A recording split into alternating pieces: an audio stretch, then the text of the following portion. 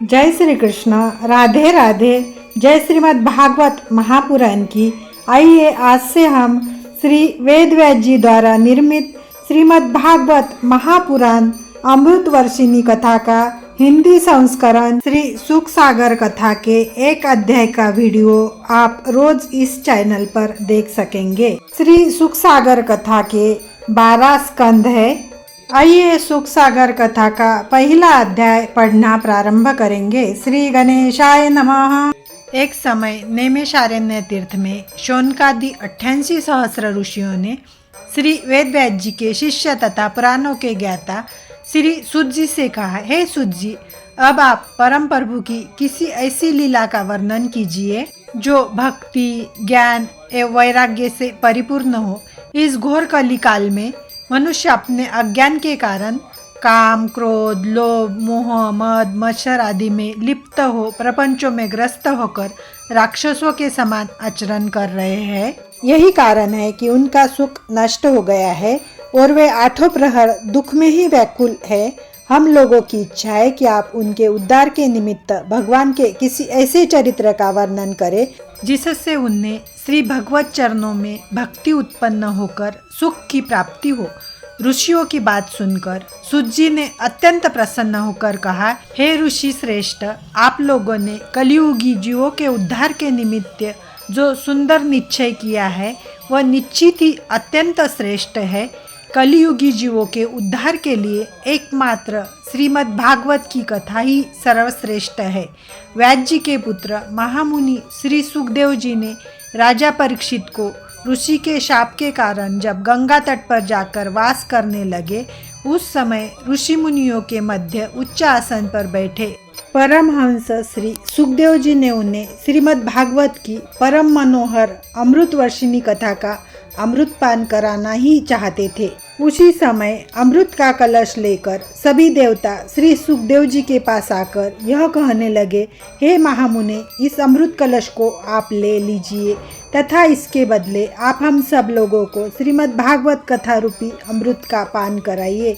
देवताओं की ऐसी बात सुनकर श्री सुखदेव जी ने यह उत्तर दिया कि हे देवताओं, तुम्हारा यह अमृत हमारे किसी काम का नहीं है, क्योंकि अमृत को पीने से मनुष्य की आयु केवल देवताओं के समान ही हो सकती है, जबकि ब्रह्मा के एक दिन में 14 इंद्र बदल जाते हैं। इसलिए तुम्हारे अमृत से कहीं अधिक श्रेष्ठ यह श्रीमद् भागवत चरित्र रूपी कथा का अमृत है, जिसके एक सप्ताह पढ़ने तथा सुनने मात्र से ही जीव अमरत्व पद पाकर कभी भी मृत्यु को प्राप्त नहीं होता है। यही नहीं, वह मुक्ति पद पाकर अवागमन से छूट जाता है।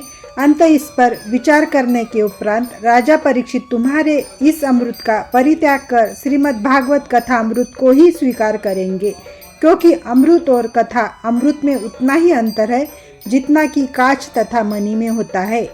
श्री सुखदेव जी के मुख से यह शब्द सुनकर देवतागण निराश होकर लौट गए।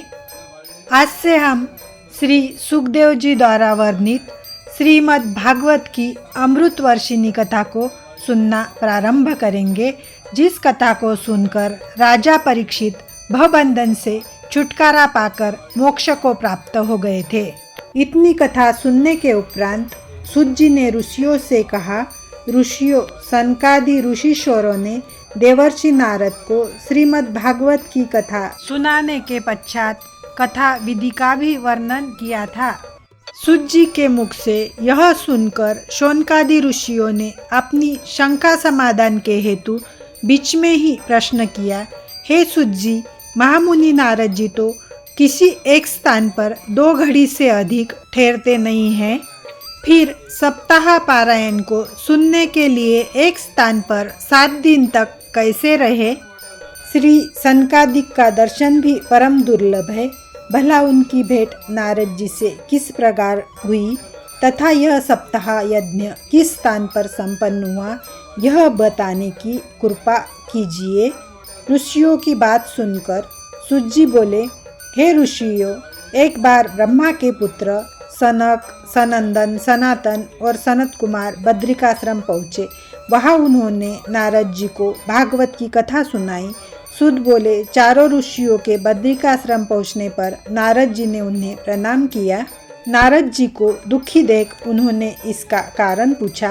नारद जी बोले, मैं पृथ्वी पर सभी तीर्थों में घूमा, सभी जगह अज्ञान और अधर्म का बोलबाला है। लोभ से लोग अपनी कन्याओं को बेच देते हैं। ब्राह्मण क्षत्रिय सभी अपने कर्मों से हीन हो गए हैं। अंततः मैं वृंदावन पहुंचा। वहां मैंने एक विचित्र बात देखी। यमुना जी के तट पर एक युवती बैठी रो रही थी। उसके पास दो युवक वृद्ध अचेत पड़े करहा रहे थे। चारों ओर से अनेक स्त्रियां उस युवती को समझा रही थी। मुझे देखकर वह युवती बोली, महाराज, आपके दर्शन बड़े सौभाग्य से होते हैं, आप मेरा दुख दूर करें। मैंने उस स्त्री से पूछा, तुम कौन हो? ये दो वृद्ध तथा ये स्त्रियां कौन है? तुम्हें क्या दुख है? मुझे विस्तार से बताओ। वह स्त्री बोली, मैं भक्ति हूँ। ये दो वृद्ध मेरे पुत्र है, ज्ञान और वैराग्य। ये स्त्रियां गंगा आदि नदियाँ हैं। मेरा जन्म द्रविड़ देश में हुआ। कर्नाटक में मैं युवती हुई और गुजरात में वृद्धा बनी। इस वृंदावन में आने पर मैं फिर से युवती हो गई हूँ, परंतु मेरे ये दोनों पुत्र कलयुग के प्रभाव से युवा न हो पाए।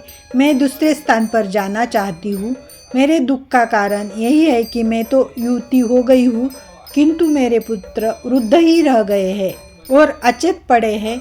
नारद बोले, दुखी मत हो, मैं अपनी ज्ञान दृष्टि से इसके कारण का पता लगाता हूँ। भगवान अवश्य तुम्हारा कल्याण करेंगे।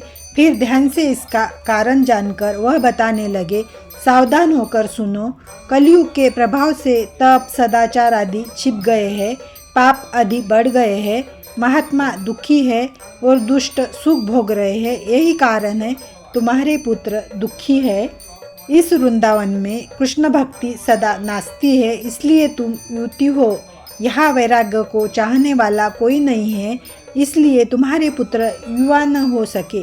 यह सुनकर भक्ति बोली, महामुनि, राजा परीक्षित ने दुष्ट कलयुग को कैसे स्थापित किया? अच्छैया कहाँ चली गई?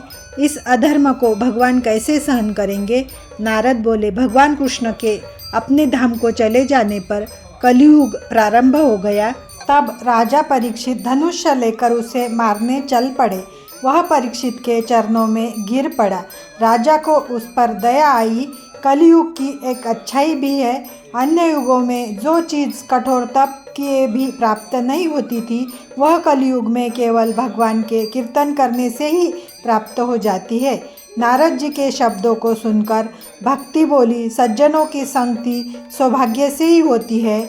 आपने भक्ति को लोगों में फैलाया है, मैं आपको नमस्कार करती हूँ।